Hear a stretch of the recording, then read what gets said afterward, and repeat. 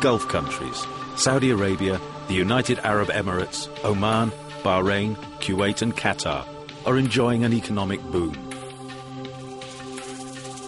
New construction projects, buoyed by oil-rich investors, had a total value of $200 billion in 2006 alone.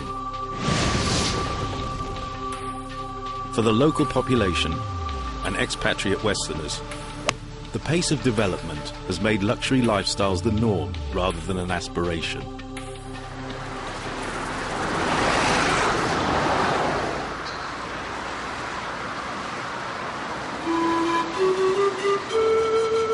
This glittering success story has been built by a vast army of migrant workers.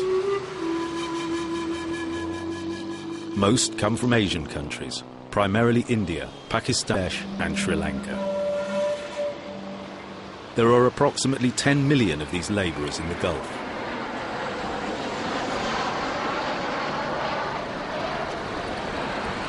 On arrival, their passports are taken by their employer. On the construction sites, they risk injury and even death as they work in up to 50-degree temperatures.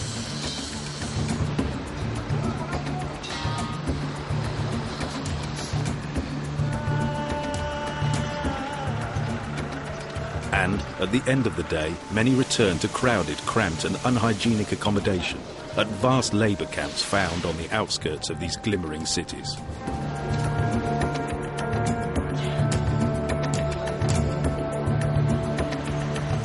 And for this, they will earn between $5 and $7 per day.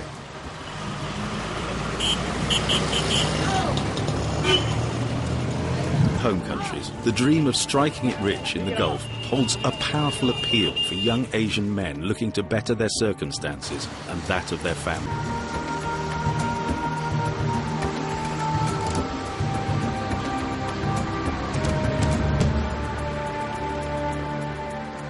One of these young men, Thangavel Selvakumar, was 22 when he left his native Tamil Nadu in southern India for Dubai.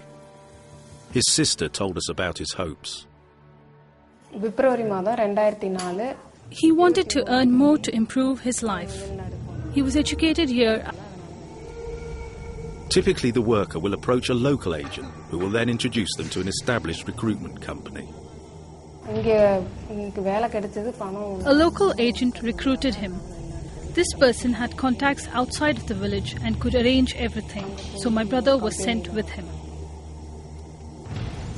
The day Thangavel left for Dubai was the last time his family would ever see him.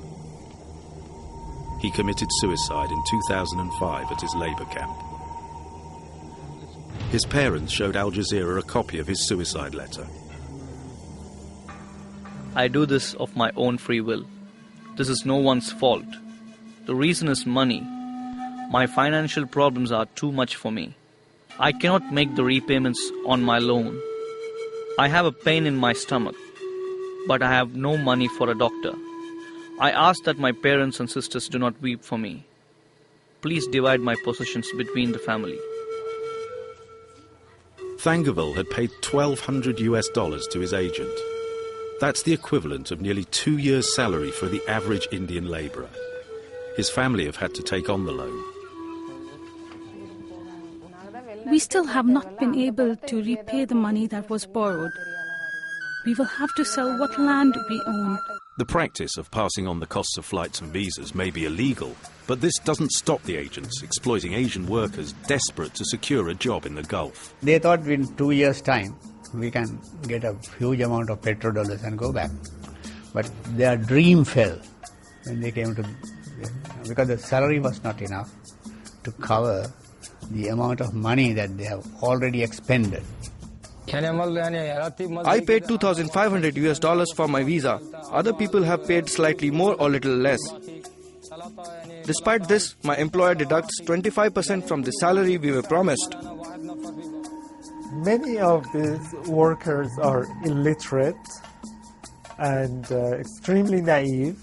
It is their very first time to leave their home country or even their village.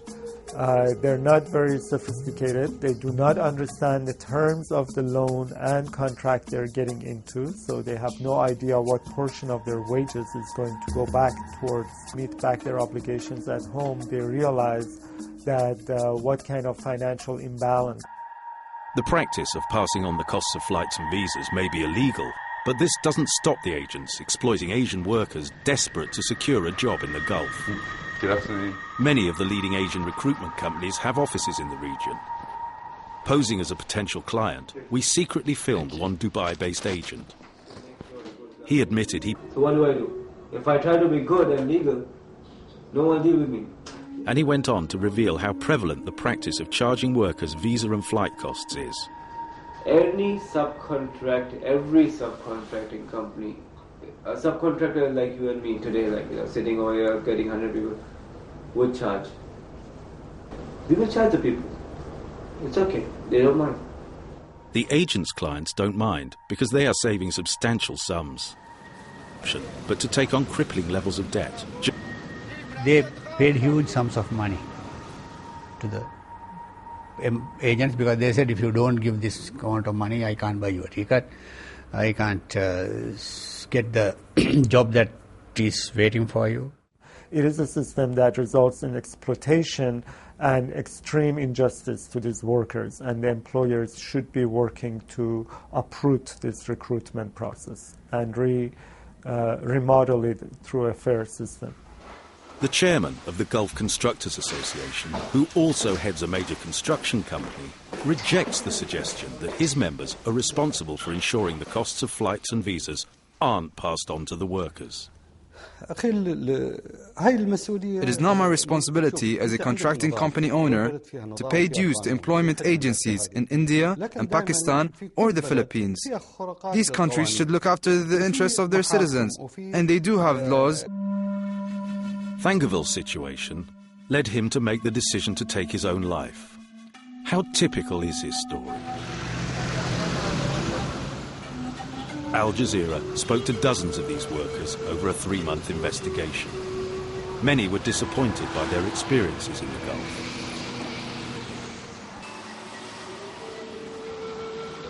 These men, fearful of being deported, requested we protect their identities. I was originally offered $220 per 185 as I have to pay for accommodation and food. I have been receiving this salary for several months. This is not enough to support my family in India, but in fact my situation is bad. I have been working for 30 months, but have been paid for 4 months. My sponsor doesn't care.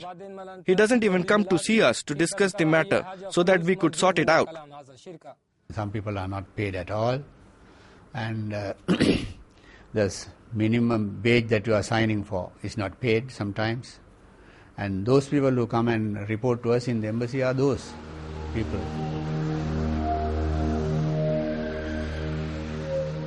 Evidence of the pressure these men are under is slowly emerging. There are no publicly available figures for the number of suicides. However, in 2006, the Indian embassy in the UAE recorded 109 confirmed cases of suicide by Indian workers in the UAE alone. That's a 30% rise on the figure for the previous year.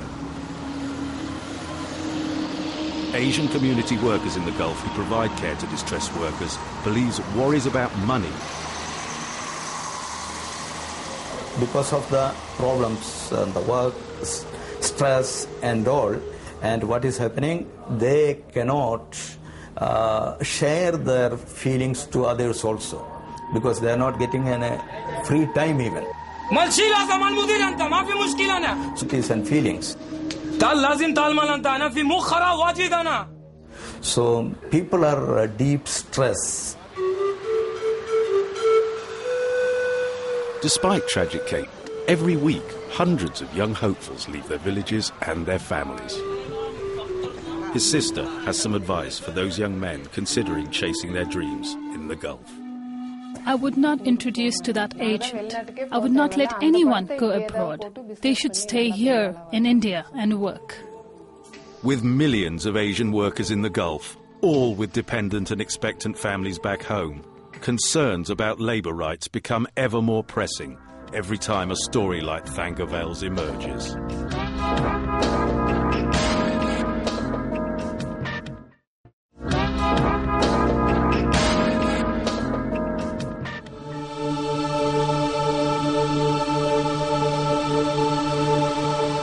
Under laws operating in most Gulf countries, Western-owned multinational